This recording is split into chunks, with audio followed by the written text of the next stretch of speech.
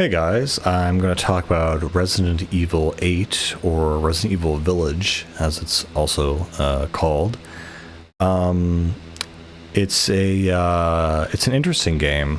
Definitely more action oriented than 7, and definitely more trying to focus on that whole Resident Evil 4 kind of vibe. Yeah, I mean, they're obviously, you start off in some random European village where it's weird for me because all the houses look like they're in Eastern Europe or Russia, and the all the names in Dimitrescu and everything else sound French. So I just don't know what they're trying to do. They're somewhere in Europe, sure. And so basically, it's been, I think, 3 or so years since the first game, or since 7 rather. Of this series, and so now Ethan and his wife now have a daughter, and so basically you're a dad simulator, and those are always the best games. And what happens is,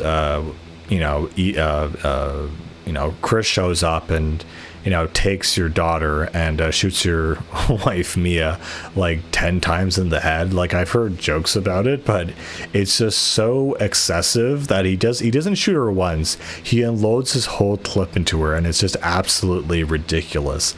And I think the reasoning at the end of the game is like, oh, she was actually Mother Miranda in disguise as your wife, and Ethan just didn't notice. Like, that's just, I don't know, it's just the dumbest thing ever, but whatever. Also, the intro to this game is also really interesting because it feels very not Resident Evil whatsoever. It's this Tim Burton-esque fairy tale thing that it looks like they outsourced to a professional animation company. It feels like something out of Disney or Pixar or something, and it's a much more personable, much more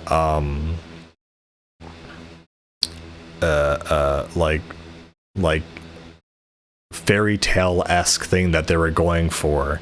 And of course, the thing is that all the monsters in the fairy tale book correspond to the bosses of the game.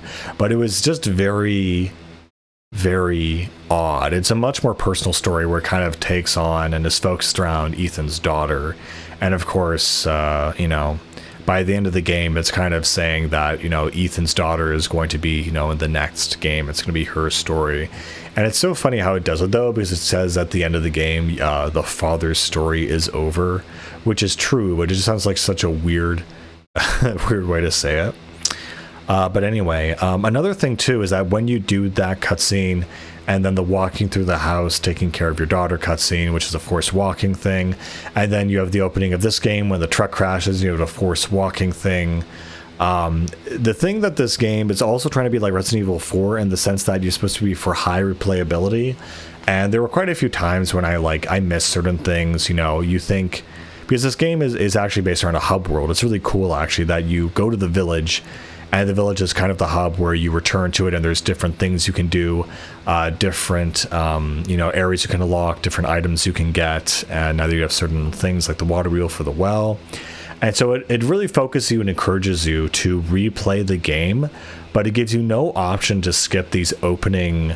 They're not even cutscenes, they're forced walking simulators, which are even worse, because I just want to get to like the core of the game, and you're going to make me do half an hour, maybe 20 minutes max, minimum of just walking and rereading dialogue I've already heard a million times. It just doesn't work for a high playthrough game, because in order to get like back up to speed, it takes a while. And yeah, there's sometimes it was really frustrating in certain parts of the game where I was locked out of it and I didn't know that I couldn't come back. Like, I thought, for example, when I went into the Heisenberg's factory, I thought I could come back and get other stuff after I was done that, but no, after that, everything goes to crap, and the factory blows up, so I couldn't even go back to the factory and get stuff. So I was like, oh, okay, so much for that. Another cool thing is that when you do shoot animals in this game, as almost a reference to Resident Evil 4, they always draw something super valuable. And it's even funny, because the way you upgrade your stats and speed and health and everything in this game is I'm talking to the Duke, And the Duke, I love him. He's a great character. He's not as good as Stranger from Resi 4, but he's still a pretty good merchant replacement. And he actually cooks you a bunch of dishes, which again are all in French names. And all these dishes, require, a special animal part, like, a special cow or a special fish or a special whatever to make it happen. And obviously you're locked out of that once you go into certain areas, which is very frustrating, I suppose. And so the way this game works, like I was saying, it's a village hub world. So you basically, you go from there to the castle, and then you can't return to the castle once you beat it. So you have to make sure you got everything you wanted. The game is helpful though, because it brings in the Resident Evil 2 remake red map system. Essentially, when something is red, it means that there's something still in there for you to find, and it'll only turn blue once you found everything in there. Even with that assistance, though, they're just very random, hard to find things. Like there'll be a glintering diamond on the ceiling that you have to shoot, and then it'll fall down. And I remember there's this one room that was like the size of a normal bedroom, and I could not figure out what it was I was supposed to get, and it was some little just like sparkly dot on the ceiling or in the corner or something. And then you get it and it turns or whatever. So that's good for completionists or people who just want to know that they got everything that they could possibly get in that area, so they don't keep looking. All the weapons make a good return. There's new pistols now, new shotguns, a lot more weapons, and that definitely lends itself to the mercenaries mode, which you unlock when you beat the game. Kind of mixed on the mercenaries mode for this game, because it's trying to obviously be like Resident Evil 4, where it started out mercenaries mode. I think the best mercenaries I've probably played is, if not 5, then Resident Evil Revelations. Oh my god, I put way more hours into Revelations mercenaries than I did the main campaign. It was a disgusting amount, and yeah. But this one, you have your time, you have your upgrades. There are like funny, cool upgrades. You can min-max stuff, like you increase speed and damage with a knife only. So there's a possible knife only loadout that is possible in Mercenaries, which I find is very funny. Besides Mercenaries, the main campaign it's very enjoyable. It's very cool. I don't really like the tone they go for. It's just very depressing and just very gory, to be frank with you. And you're fighting Lincolns now, and so it's just very gory, and it reminds me of the aesthetic of the Underworld movies series, where it's just hyper violent and whatever, and hyper gothic. And like there's this intro part where Ethan gets his ring finger torn off by a Lycan, and he has to like wrap it in gauze, and it's like that for the rest of the game, and it's just it's depressing. And then even something happens to Ethan at the end of the game, and you're like, oh wow, this whole thing just feels so depressing, basically. So the tone of the game just doesn't feel very heroic. It doesn't have Leon's Hollywood-esque can-do attitude, and it's just I don't know. It's just kind of depressing. What is nice though, other things. So the weapons come back. Of course, we have the crafting of ammo and special like healing items and stuff. And I think that's really cool. Actually, you have a lot more crafting options in this game. I don't usually like crafting options, but it's just fun to see a return of the things that were like Resident Evil 1, that you would like, craft certain gunpowders together to get like shotgun ammo or magnum ammo. And so yeah, once you kind of go to the castle and you kind of do that whole part, and I love the castle. I mean, it's the most iconic part of this game. You kind of then have each boss as a personality that you kind of have to go through and looking forward to, to defeat. Lady Dimitrescu is, the reason why a lot of people play this game or know of her because of this game, or know this game because of her, frankly. And she, honestly, I think she was undersold. She had a really interesting backstory, how she had her 3 daughters, and her 3 daughters, they're made of something, or they're made of mold or some kind of biological thing. And basically she kind of adopts them even though they're not her biological children. And it's just a very interesting backstory, and the fact that you just go in there and just kill them, and she doesn't seem as angry as she should be, just seems really odd to me. She comments on it in the commentary of the game, but it just, her actions don't seem to back up her anger. The other thing that I think is just very, very, very, very stupid is that the daughter's one weakness is cold weather because they're made out of bugs, and they live in a mountain where it's like cold in the north more than half the year probably, and it's just so dumb. I don't know. You like open a window and they literally, my one weakness, the air. Like, I don't know. I thought that was really dumb.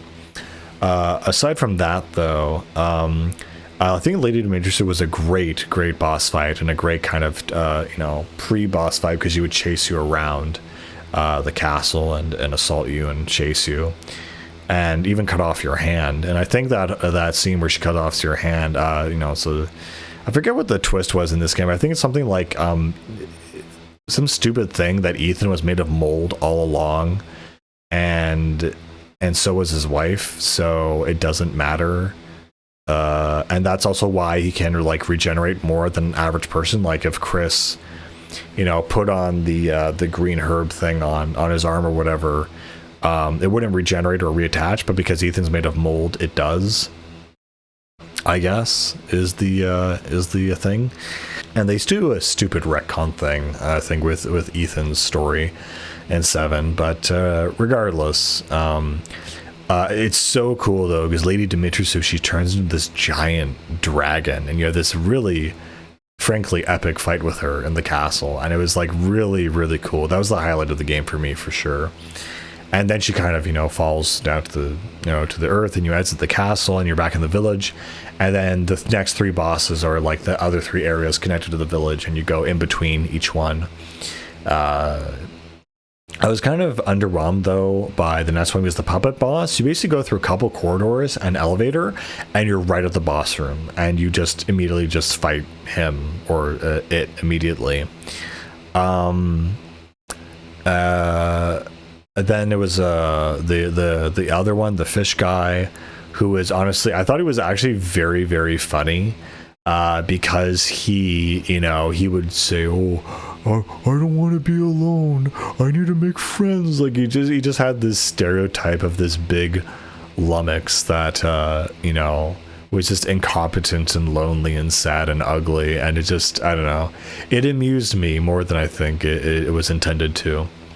And it's even funny how you get the piece from him is that he's guarding it, but he's literally like watching TV, and he's like, sitting there, and you just kind of go right behind him and grab it from behind the, the wooden door or whatever.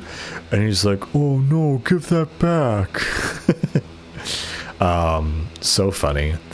And then of course you have Heisenberg, which I always thought Heisenberg turned out to be an ally, or like helped you out, because I thought he wanted you to kill the other family members, and for some reason he has magnetic powers, and it's just never explained. It's just like, we're just doing X-Men stuff now. It's like, okay, sure, whatever. And so Heisenberg is a really, epic boss fight, but he basically is not your friend at all. Because for me, I always never believed the scene where you're captured in the castle by the 4 leaders that you have to take out, and they send you into a death trap dungeon, and all the doors are closing just in time. And I just don't believe that you made it through that entire scenario without outside help from someone like Heisenberg. Like, you just, they had you completely surrounded, and they just wanted to kill you. It just makes no sense, basically. And then even the final boss fight, Mother Miranda, was kind of underwhelming. It was kind of like you just shoot her and she moves around. I mean, her design is amazing though. It's very cool, but it's kind of like, eh. Also, it was also odd / cool when you started playing as Chris, and you had your assault rifle and your like night vision goggles, and you worked for Umbrella, which is also wild, and you kind of storm you work for Umbrella, but the new Umbrella, and you like take out all the Lycans, and it's like, okay, that's cool, that's like a badass thing to do. Also, it's very interesting that this game feels much more Western horror in the sense that there's way more gore, and the opening sequence, there's like this woman who like helps you escape, and she immediately dies in the fire of the house, and it just feels so, I don't know. Ethan just keeps finding himself in situations where I just don't believe he would live through them, you know. I also love the puzzles in this game. They're very kind of big and chunky and kind of simple sometimes, to be honest. But they are interesting. These giant plates moving into each other and rotating puzzles and whatnot. And I mean, it's more believable in the whole castle. But yeah, I think they've really defined the... I think the story in this one was better. The bosses were very interesting. It does encourage you to do multiple playthroughs, but I never really, felt incentivized to do that. It's simply because of the intro. Mercenaries is a great thing to come back to and just, mess around with and see what you can do. But on the whole, it's a pretty good game. Definitely doesn't live up to Resident Evil 4, but it's still, fairly decent and fairly... entertaining and good. And I think that's all I've got to say on it. I'll see you guys later. Bye.